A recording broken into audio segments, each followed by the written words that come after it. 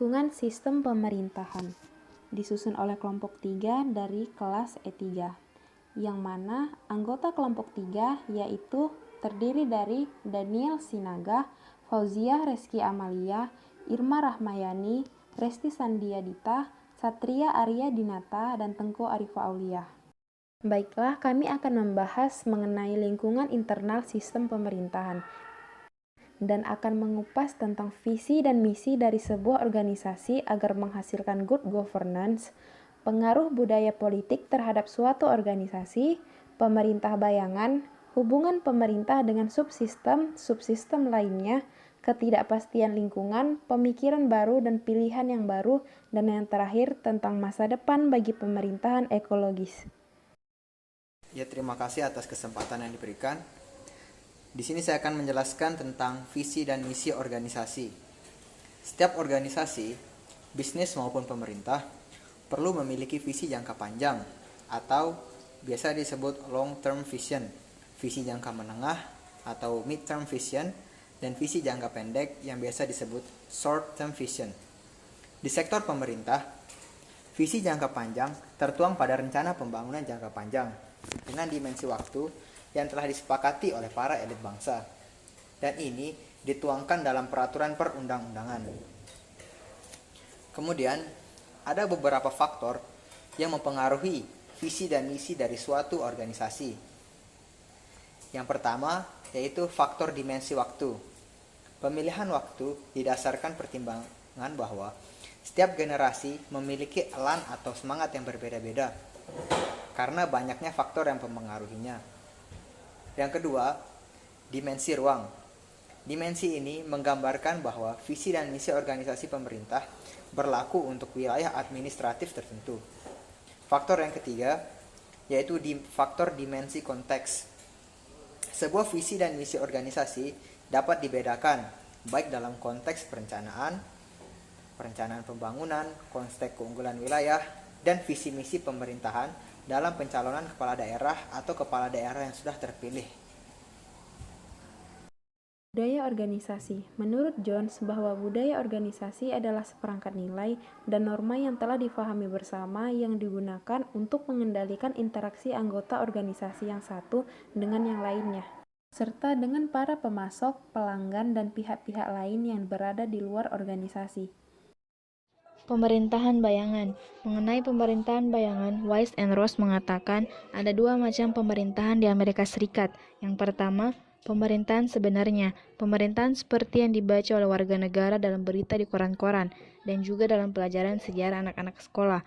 Kedua, pemerintahan tak kasat mata atau pemerintahan bayangan. Pemerintahan ini bersifat tertutup. Mesin tersembunyi yang menghasilkan kebijakan-kebijakan Amerika Serikat pada masa Perang Dingin. Pemerintahan bayangan seperti yang digambarkan oleh Wise and Ross tidak hanya di Amerika saja, melainkan di seluruh dunia, termasuk di Indonesia. Pemerintahan bayangan inilah yang menentukan siapa yang direkomendasikan menjadi menteri atau perusahaan mana yang akan menggarap proyek raksasa. Penjelasan semacam ini tentu saja akan dibantah oleh pemerintah yang resmi, tetapi dengan berbagai informasi sampingan yang dibocorkan melalui Wikileaks, maka tabir yang menutupi pemerintahan bayangan sedikit demi sedikit akan terkuak. Untuk konteks Indonesia, memang diakui bahwa analisa kritis tentang praktik pseudo states belum banyak dilakukan. Adanya pemerintahan bayangan di Indonesia sudah ada sejak awal kemerdekaan, yaitu praktek pseudo state dalam kebijakan desentralisasi dan otonomi daerah pada periode pasca pemerintahan Soeharto, yaitu penembakan misterius pada tahun 1980 adalah fenomena pemerintahan bayangan. Ratusan orang meninggal karena ditembak dalam keadaan tangan terikat dan mayatnya diletakkan di pinggir jalan. Tetapi sampai saat ini tidak ada satupun pihak yang mengaku bertanggung jawab atas kasus tersebut. Setelah pemerintahan rezim Soeharto berganti, tidak ada tanda-tanda untuk mengusut tuntas tindakan yang melanggar hak asasi manusia tersebut. Hubungan pemerintah dengan subsistem lainnya. Di Indonesia, subsistem pemerintahan dilihat secara hierarkis, terdiri dari: pertama, suprasistem, ialah pemerintah nasional dalam arti luas, yang terdiri dari lembaga tinggi negara dan lembaga negara lainnya. Kedua, sistem sebagai pemerintahan provinsi. Ketiga, subsistem sebagai pemerintahan kabupaten atau kota. Keempat, sub-subsistem sebagai pemerintahan desa.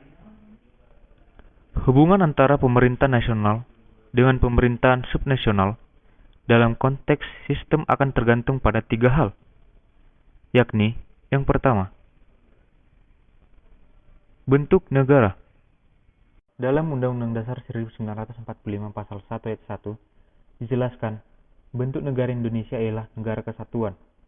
Negara kesatuan itu sendiri memiliki pengertian sebagai negara yang pemerintahan tertingginya diselenggarakan oleh pemerintahan pusat yang mengatur berdasarkan undang-undang yang berlaku. Pemerintah pusat juga diberi hak untuk bisa membebankan kekuasaannya kepada daerah-daerah yang tingkatannya lebih kecil seperti provinsi dan kabupaten.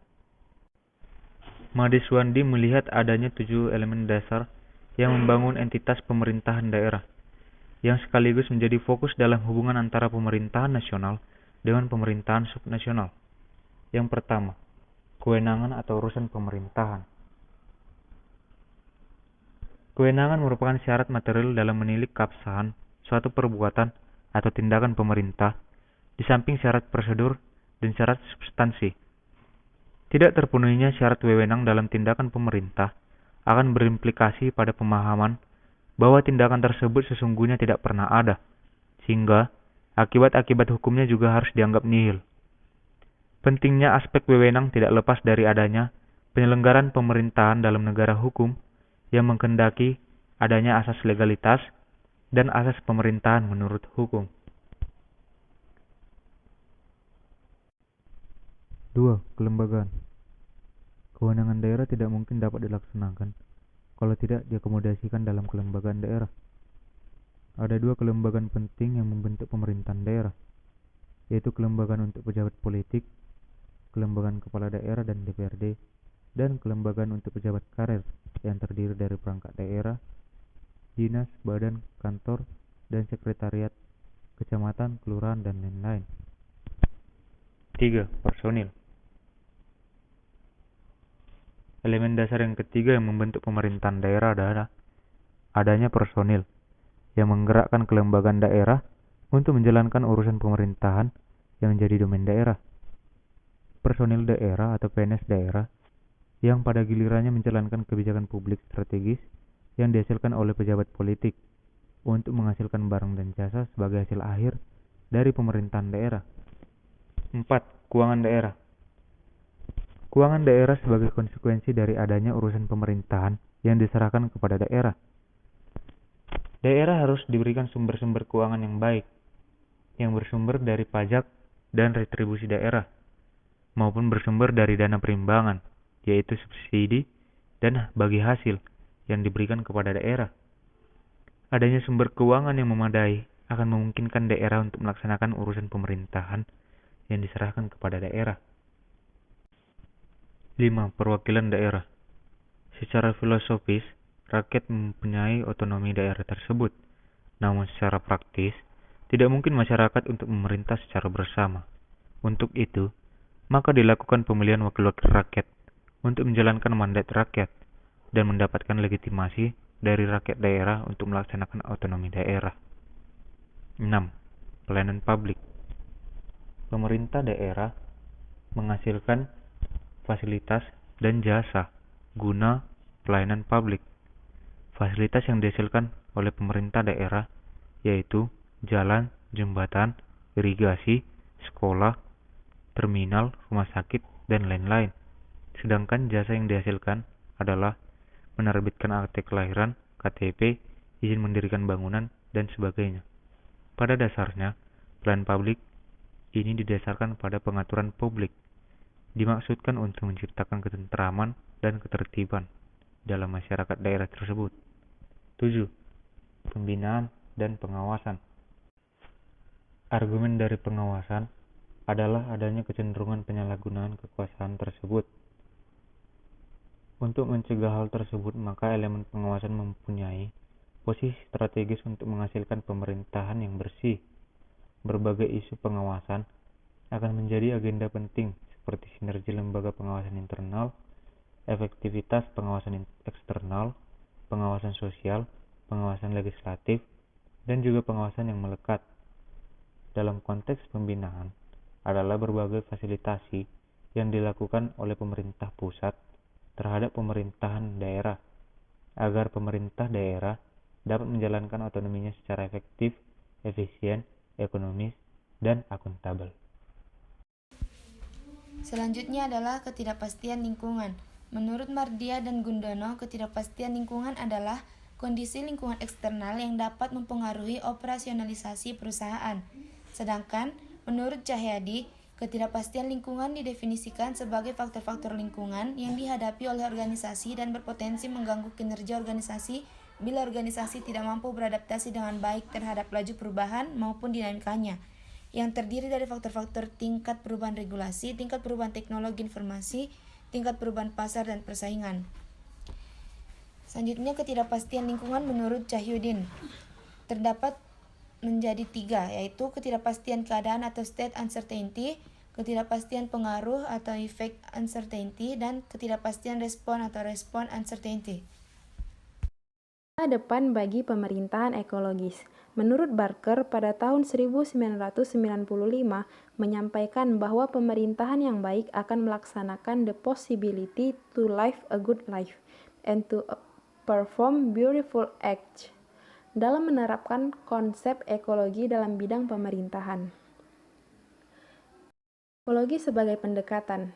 Titik pusat ekologi adalah ekosistem, yakni sistem ekologi terbentuk karena adanya hubungan timbal balik antara makhluk hidup dengan lingkungannya, dan suatu tempat di mana makhluk hidup maupun tak hidup saling berinteraksi satu sama lain yang disebut ekosistem. Baiklah, sekian materi dari kami, lebih kurangnya kami mohon maaf. Terima kasih atas perhatian kalian, sampai jumpa.